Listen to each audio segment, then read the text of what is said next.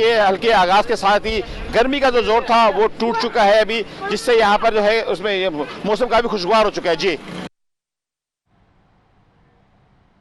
गवादर में दफा 144 नाफिज करने के बावजूद माहीगीर समंदर में शिकार करने में मसरूफ हैं। बच्चे और नौजवान समंदर में डुबकियां लगा रहे हैं। इस सवाल से बताएंगे शरीफ इब्राहिम।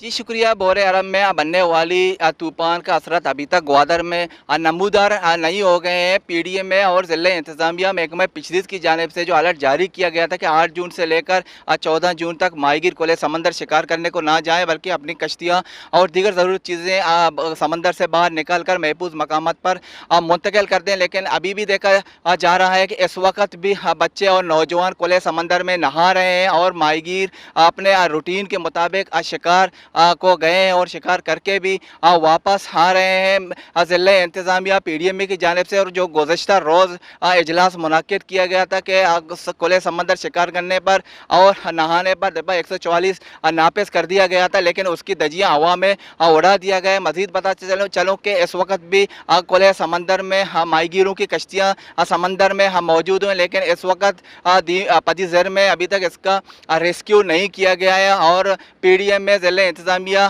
की जो दफ़ा 144 नाफिज किया गया था उसकी दजियाँ हवा में उड़ा दिया गया है। जी, वो अपने खुसूसी अता तारर इस वक्त न्यूज़ कॉन्फ्रेंस कर रहे हैं, आपको बराह रास्त लिए चलो।